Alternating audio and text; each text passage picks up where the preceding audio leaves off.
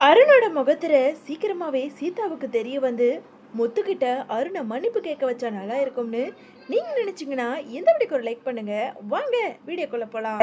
மறுநாள் எப்பவும் போல இங்க சீதா தன்னோட அம்மாவை கவனிச்சுட்டு ஹாஸ்பிட்டலுக்கு வர, ஹாஸ்பிட்டல்ல இருந்த மேனேஜரோ இங்க சீதாவை கூப்பிட்டு, இங்க பாருமா, இதுல 5 லட்சம் ரூபாய் பணம் இருக்கு, இதை எடுத்துக்கிட்டு போய் ஸ்ட்ரெயிட்டா பேங்க்ல டெபாசிட் பண்ணிட்டு வந்துரு, சரியா அப்படின்னு சொன்னதும் இங்க சீதா இருந்துகிட்டு, சரி சார், இதை நான் டெபாசிட் பண்ணிட்டு அப்படியே வீட்டுக்கு போறேன், அம்மாவுக்கு கொஞ்சம் உடம்பு சரியில்லாம இருக்கு அப்படின்னு சொல்லிட்டு சீதா சொன்னதும் இங்க மேனேஜரும் சரிங்கிறாரு.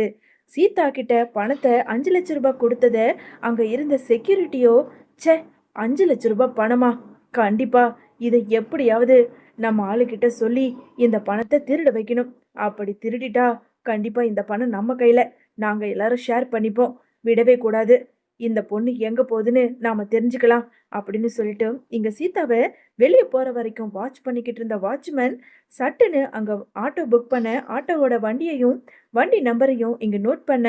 கொஞ்ச நேரத்துல அந்த வாட்ச்மேன் ரவுடிங்களுக்கு ஃபோன் பண்ணி, இந்த மாதிரி இந்த ஆட்டோல ஒரு பொண்ணு 5 லட்சம் ரூபாய் பணத்தை எடுத்துக்கிட்டு வருது, எப்படியாவது அவகிட்ட இருந்து அந்த பணத்தை நீங்க எடுத்துட்டீங்கன்னா நம்ம ஷேர் பண்ணிக்கலாம் அப்படின்னு அந்த வாட்ச்மேன் ஒரு பெரிய திட்டம் போட்டு 5 ரவுடிங்களையும் அந்த ஆட்டோவை ஃபாலோ பண்ண வைக்கிறாரு.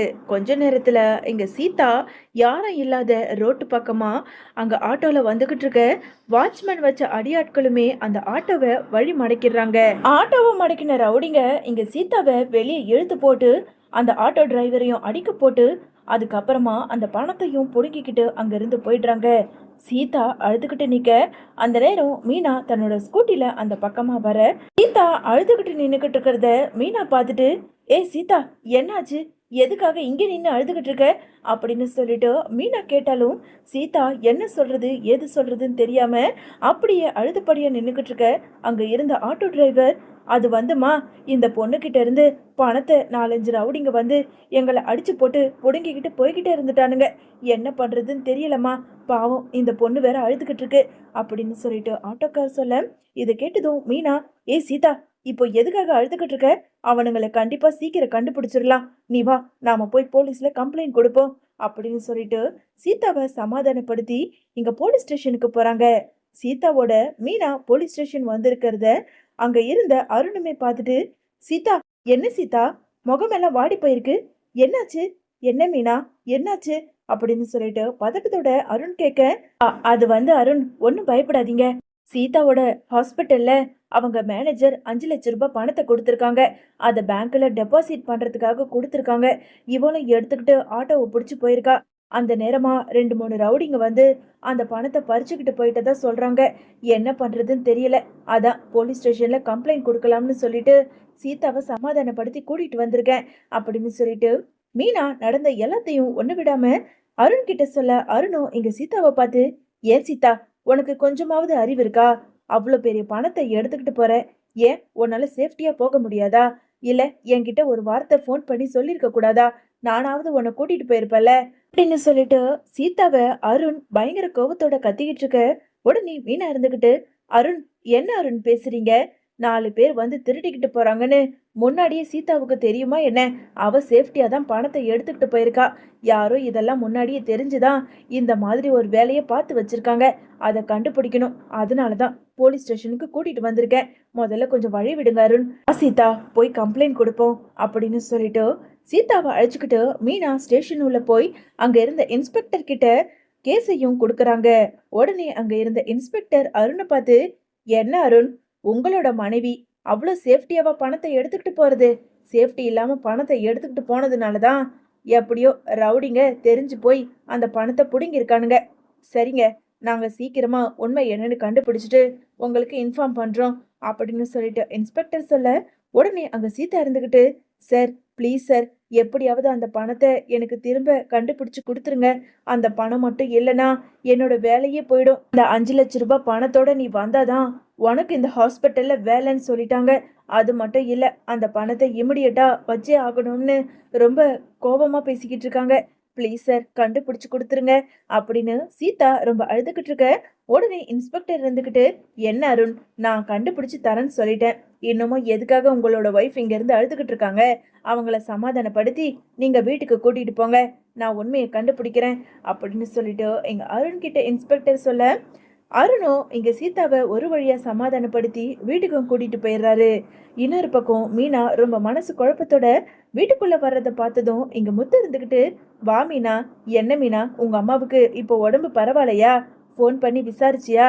அப்படின்னு சொல்லிட்டு முத்து ஆர்வத்தோட மீனாவை பார்த்து கேட்டாலும் இங்க மீனா எதையோ ஒன்று யோசிச்சுக்கிட்டே உள்ள வர்றதை பார்த்ததும் இங்க முத்து இருந்துகிட்டு, என்ன மீனா, உங்க அம்மாவுக்கு உடம்பு சரியில்லைன்னு ரொம்ப கஷ்டப்பட்டுக்கிட்டு இருக்கியா? இல்லைங்க, அது இல்லை. அப்போ உங்க அம்மாவை நீ பக்கத்துல இருந்து பாத்துக்க முடியாம ஆயிடுச்சுன்னு கவலைப்படுறியா? ஐயோ இல்லைங்க, இது வேற விஷயம். என்னாச்சு மீனா? என்னன்னு சொன்னாதானே எனக்கும் தெரியும் அப்படின்னு முத்து கேட்டதும், அது வந்துங்க, அத்தாவோட ஹாஸ்பிட்டல்ல 5 லட்சம் ரூபாய் பணத்தை கொடுத்துருக்காங்க பேங்க்ல போட சொல்லி.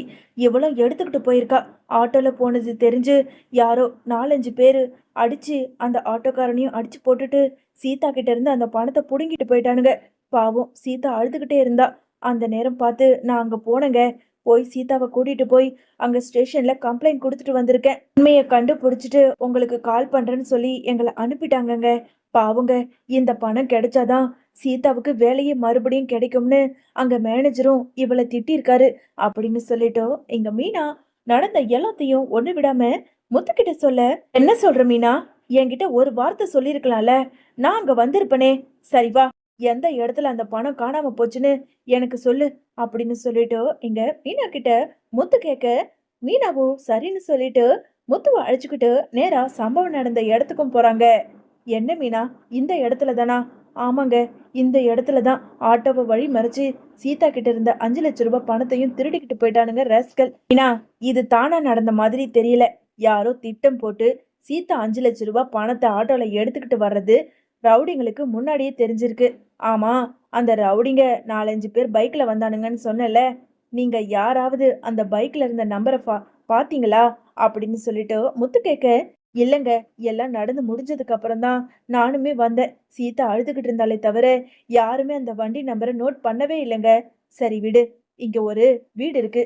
அந்த வீட்ல சிசிடிவி கேமரா இருக்கான்னு செக் பண்ணி பார்ப்போம்.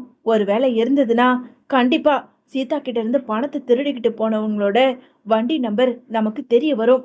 அதை வச்சு அந்த ரவுடிங்களை நாம கண்டுபிடிப்போம் அப்படின்னு சொல்லிட்டு முத்துவோ மீனாவோ நேரா ஒரு வீட்டுக்குள்ள போறாங்க. நடந்த எல்லாத்தையும் ஒண்ணு விடாம சொல்ல, அங்க இருந்தவங்களும் சிசிடிவி கேமராவை போட்டு காட்ட அங்க பைக்கோட நம்பருமே முத்துவுக்கு தெரிய வருது. இந்த வண்டி நம்பரையும் நோட் பண்ணிக்கிட்ட முத்து ஒரு வழியா தனக்கு தெரிஞ்ச ஃப்ரெண்டு மூலியமா அந்த வண்டி யார் பேர்ல இருக்கு, எங்க இருக்கு அப்படிங்கிற விஷயத்தையும் கண்டுபிடிச்சு நேரா அந்த ரவுடிங்க கிட்டையும் போய் சேர்ந்துடுறாரு முத்து. அங்க போய் அந்த ரவுடிங்களை பயங்கரமா அடி வெளுத்து வாங்கி, டேய் உண்மையை சொல்லு, பணத்தை நீங்க தானே திருடுனீங்க அப்படின்னு சொல்லிட்டு முத்து அடி வெளுத்து வாங்கி உண்மையை கேட்க, உடனே ரவுடிங்களோ, இங்க பாரு, தேவையில்லாம எங்க மேல கை வைக்கிற வேலை வச்சுக்காத. நீ யாரு, எங்க இருந்து வந்து எங்களை மிரட்டிக்கிட்டு இருக்க? இங்க பாரு, நாங்க யாரோட பணத்தையும் திருடவே இல்லை அப்படின்னு சொல்லிட்டு ரவுடிங்க சொல்லிக்கிட்டு இருக்க. உடனே முத்துவுக்கு கோவம் வந்து பயங்கரமா மறுபடியும் அடிக்க ஆரம்பிக்கிறாரு. இங்க பாரு, இப்ப நீ உண்மையை மட்டும் சொல்லலன்னு வச்சுக்கோ, இப்பவே போலீஸுக்கு ஃபோன் பண்ணுவேன். போலீஸ் வந்து உங்களை கூண்டோட தூக்கிட்டு போய் உள்ள வச்சு அடி வெளுத்து வாங்கி அதுக்கப்புறம் உங்க வாயால உண்மை வரணும். அப்படி வரணும்னா சொல்லுங்க, இப்பவே போலீஸுக்கு ஃபோன் பண்றேன் அப்படின்னு முத்து சொல்ல, உடனே அங்க இருந்த ரவுடிங்க பயந்துகிட்டு, வேணாம் வேணாம், அப்படியெல்லாம் எதுவும் பண்ணிடாதீங்க, நான் உண்மையை சொல்லிடுறேன். ஆமா சார், நாங்க ஒரு பொண்ணுகிட்ட இருந்து பணத்தை திருடணும் தான். அந்த பணம் 5 லட்சம் ரூபாய் அப்படின்னு ரவுடிங்க சொல்ல, உடனே முத்து இருந்துகிட்டு, டேய், அந்த பொண்ணு 5 லட்சம் ரூபாய் பணத்தை எடுத்துக்கிட்டு வருதுன்னு உங்களுக்கு எப்படிடா தெரியும்? உண்மையை சொல்லுடா, அந்த ஆட்டோக்காரன் ஏதாவது உங்களோட ஆளா அப்படின்னு சொல்லிட்டு முத்து கேட்டதும், இல்லை இல்லை, அந்த பொண்ணு ஹாஸ்பிட்டல்ல வேலை செய்யுதுல, அந்த ஹாஸ்பிட்டல்ல இருக்க செக்யூரிட்டி தான் எங்களுக்கு தகவல் கொடுத்ததே. இந்த மாதிரி பணத்தை எடுத்துக்கிட்டு வருது ஒரு பொண்ணு, அந்த பொண்ணுக்கிட்ட இருந்து நீ அந்த பணத்தை மட்டும் அடிச்சனா எனக்கும் கொஞ்சம் ஷேர் கொடுன்னு சொல்லி எனக்கு ஃபோன் பண்ணி சொன்னான். அதனால தான் நாங்களும் அந்த பொண்ணை ஃபாலோ பண்ணி போய் அந்த பணத்தை அடித்தோம் அப்படின்னு சொல்லிட்டு ரவுடிங்க சொன்னதை கேட்டதும் எங்க முத்துவுக்கும் மீனாவுக்கும் அதிர்ச்சி ஆகுது. உடனே முத்து அங்க இருந்த ரவுடிங்களை அடி வெளுத்து வாங்கி கையோட நேரா போலீஸ் ஸ்டேஷனுக்கு கூட்டிட்டு போறாரு. உடனே ரவுடிங்களோ, சார் அதான் உண்மையை சொல்லிட்டோம்ல, எங்களை விட்டுடுங்க சார், இப்போ எதுக்காக போலீஸ் ஸ்டேஷன் கூட்டிட்டு வந்திருக்கீங்க? டேய் என்னடா, நீங்க அப்படியே ரொம்ப நல்லவங்களா? உண்மையை சொல்லிட்டீங்கன்னா அப்படியே விட்டுடணுமா என்ன? நீங்க இருக்க வேண்டிய இடம் வெளியே கிடையாது, ஜெயிலுக்குள்ள. உள்ள போங்கடா அப்படின்னு சொல்லிட்டு முத்து அடிச்சு ஸ்டேஷனுக்கு உள்ள கூட்டிட்டு வர்றத இன்ஸ்பெக்டரும் பாத்துறாரு. டேய் முத்து, யார்டா இவனுங்க? எதுக்காக இவனுங்களை அடிச்சு கூட்டிட்டு வர அப்படின்னு சொல்லிட்டு இன்ஸ்பெக்டர் கேட்க, உடனே மீனா இருந்துகிட்டு, சார் என் தங்கச்சியோட பணம் நேத்து திருடிக்கிட்டு போயிட்டானுங்கன்னு சொன்னோம்ல, அவனுங்க வேற யாரும் கிடையாது, இதோ இவனுங்க தான் சார். நாங்க தான் எப்படியோ என் புருஷன் உண்மையை கண்டுபிடிச்சிட்டாரு, இவனுங்களை பிடிச்சி உள்ள போடுங்க சார். இவனுங்கள்ட்ட தான் சார் பணம் இருக்கு, எப்படியாவது கேட்டு வாங்கித்தாங்க சார் அப்படின்னு சொல்லிட்டு இன்ஸ்பெக்டர் கிட்ட நடந்த எல்லாத்தையும் மீனா ஒண்ணு விடாம சொல்ல, இன்ஸ்பெக்டரும் அங்க கிடைச்ச ரவுடிங்களை நல்லாவே அடி வெளுத்து வாங்குறாங்க. கொஞ்ச நேரத்துல பணம் இருக்க இடத்தையும் கேட்டு பணத்தையும் கண்டுபிடிச்சிடுறாங்க இன்ஸ்பெக்டர். இன்னொரு பக்கம் பணம் கிடைக்குமோ கிடைக்காதோ அப்படின்னு ரொம்ப வருத்தத்தோட அழுதுகிட்டு இருந்த சீதாவுக்கு எங்க ஸ்டேஷன்ல இருந்து போன் வருது. ஹலோ சீதா, கொஞ்சம் ஸ்டேஷனுக்கு வர முடியுமா? உங்களோட பணம் கிடைச்சிருச்சு அப்படின்னு ஸ்டேஷன்ல இருந்து இன்ஸ்பெக்டர் சொன்னதை கேட்டதும் இங்க சீதாவுக்கு ரொம்ப சந்தோஷமாகுது. சார் உடனே வரேன் சார் அப்படின்னு சொல்லிட்டு போனை வச்ச சீதா இங்க வீட்ல இருந்த தன்னோட மாமியார் அருண் எல்லார்கிட்டயும் சொல்ல ஆரம்பிக்கிறாங்க. என்னங்க, பணம் கிடைச்சிருச்சான், ஸ்டேஷனுக்கு வர சொல்லியிருக்காங்க, நீங்களும் என் கூட வாங்கல அப்படின்னு சொல்லிட்டு எங்க அருணை அழைச்சுக்கிட்டு நேரா சீதா ஸ்டேஷனுக்கு போறாங்க. அந்த நேரம் அங்க மீனாவும் முத்துவும் நின்னுக்கிட்டு இருக்கிறத பார்த்துட்டு பார்த்ததும் பார்க்காத மாதிரி இங்க அருணை அழைச்சுக்கிட்டு சீதா ஸ்டேஷனுக்கு உள்ள போக, இன்னொரு பக்கம் இங்க முத்துவோ, என்ன மீனா, இன்னமும் சீதாவுக்கு என் மேல இருந்த கோபம் குறையிலையா? பார்த்ததும் பார்க்காதுமா அவ பாட்டுக்குன்னு உள்ள போய்கிட்டே இருக்காளே அப்படின்னு முத்து ரொம்ப வருத்தத்தோட மீனா கிட்ட கேட்க, விடுங்க, அவளை பத்தி உங்களுக்கு தெரியாதா என்ன? எல்லாத்தையும் நான் பாத்துக்கிறேன். உண்மை என்னன்னு தெரிஞ்சதுக்கு அப்புறம் அவளே உங்ககிட்ட வந்து கண்டிப்பா மன்னிப்பு கேட்பா, நீங்க கவலைப்படாதீங்க அப்படின்னு சொல்லிட்டோம் இங்க முத்துவ மீனா ஆறுதல் பண்ணிக்கிட்டு இருக்க. இன்னொரு பக்கம் சீதா உள்ள ஸ்டேஷனுக்குள்ள வந்ததும் இங்க இன்ஸ்பெக்டர் இருந்துகிட்டு, வாங்க, உங்களோட பணம் கிடைச்சிருச்சு அப்படின்னு சொல்லிட்டு 5 லட்சம் ரூபாய் பணத்தை எடுத்து அங்க சீதா கிட்ட கொடுக்க, உடனே சீதாவுக்கு ரொம்ப சந்தோஷத்தோட இன்ஸ்பெக்டர் கிட்ட நன்றி சொல்றாங்க. ரொம்ப நன்றி சார், இந்த பணம் மட்டும் கிடைக்கலனா என்னோட வேலையில இருந்தே என்னை விரட்டி அனுப்பிடுவேன்னு சொல்லிட்டாங்க. எப்படியோ உங்களால எனக்கு இந்த பணம் கிடைச்சிருச்சு, ரொம்ப நன்றி சார் அப்படின்னு இன்ஸ்பெக்டர் கிட்ட சீதாவும் அருணும் நன்றி சொல்லிக்கிட்டு இருக்க. உடனே இங்க இன்ஸ்பெக்டர் இருந்துகிட்டு, இங்க பாருங்க, நன்றி சொல்றதா இருந்தா எனக்கு சொல்ல வேண்டாம், அதோ நிக்கிறாரே முத்து, அவருக்கு தான் நீங்க நன்றி சொல்லணும் அப்படின்னு இன்ஸ்பெக்டர் சொன்னதை கேட்டதும் இங்க சீதாவுக்கும் அருணுக்கும் ரொம்ப அதிர்ச்சி ஆகுது. உடனே அருண் இருந்துகிட்டு, என்ன சார் சொல்றீங்க? பணத்தை நீங்க தானே கண்டுபிடிச்சிங்க, சோ உங்களுக்கு தானே நாங்க நன்றி சொல்லணும். இல்ல அருண், பணத்தை கண்டுபிடிச்சது நாங்க கிடையாது, நாங்க வெறும் முயற்சி தான் பண்ணிக்கிட்டு இருந்தோம். ஆனா பணத்தையும் அந்த ரவுடிங்களையும் கண்டுபிடிச்சது முத்து தான். சிசிடிவி கேமராவை வச்சு அவர் கண்டுபிடிச்சிருக்காரு. இந்த பணம் கிடைச்சதுக்கு அவர் தான் முழுசா காரணம் அப்படின்னு சொல்லிட்டு இன்ஸ்பெக்டர் சொல்ல, இங்க சீதாவோ முத்துக்கிட்ட வந்து, மாமா என்னை மன்னிச்சிருங்க மாமா, நான் உங்களை ஹாஸ்பிட்டல்ல வச்சு அவ்வளவு அவமானப்படுத்தினதுக்கு அப்புறமும் எனக்காக பணத்தை கண்டுபிடிச்சு என்கிட்ட கொடுத்தீங்களே, உண்மையாலுமே உங்களை நான் புரிஞ்சுக்காம எவ்வளவோ பேசிட்டேன், என்னை மன்னிச்சிருங்க, எனக்கு பணத்தை கண்டுபிடிச்சு கொடுத்ததுக்கு ரொம்ப நன்றி மாமா அப்படின்னு சொல்லிட்டு முத்துவோட கையை பிடிச்சு இங்க மன்னிப்பும் நன்றியும் கேட்டுக்கிட்டு இருக்காங்க சீதா. விடு சீதா, நீ தெரிஞ்சா பண்ற, எதுவுமே தெரியாம தான் பண்ற, விடு, இதுக்கெல்லாம் எதுக்கு நன்றி சொல்லிக்கிட்டு இருக்க அப்படின்னு முத்து சொல்லிக்கிட்டு இருக்க. உடனே இன்ஸ்பெக்டர் இங்க அருணை பார்த்து, என்ன அருண், உங்களோட ஒய்ஃபோட 5 லட்சம் ரூபாய் பணத்தை முத்து கண்டுபிடிச்சு கொடுத்துருக்காரு, எதுக்காக நீங்க நன்றி சொல்லாம அப்படியே நின்றுகிட்டு இருக்கீங்க? நீங்களும் போய் நன்றி சொல்லுங்க அப்படின்னு சொல்லிட்டு இன்ஸ்பெக்டர் சொல்ல, என்ன பண்றது ஏது பண்றதுன்னு தெரியாம இன்ஸ்பெக்டர் முன்னாடி வேற வழி இல்லாம இங்க அருணும் முத்துக்கிட்ட வந்து, ரொம்ப நன்றி, நீங்க மட்டும் பணத்தை கண்டுபிடிச்சு கொடுக்கலனா சீதாவோட வேலையே போயிருக்கும் அப்படின்னு சொல்லிட்டு முத்துவுக்கும் இங்க அருண் நன்றி சொல்லிக்கிட்டு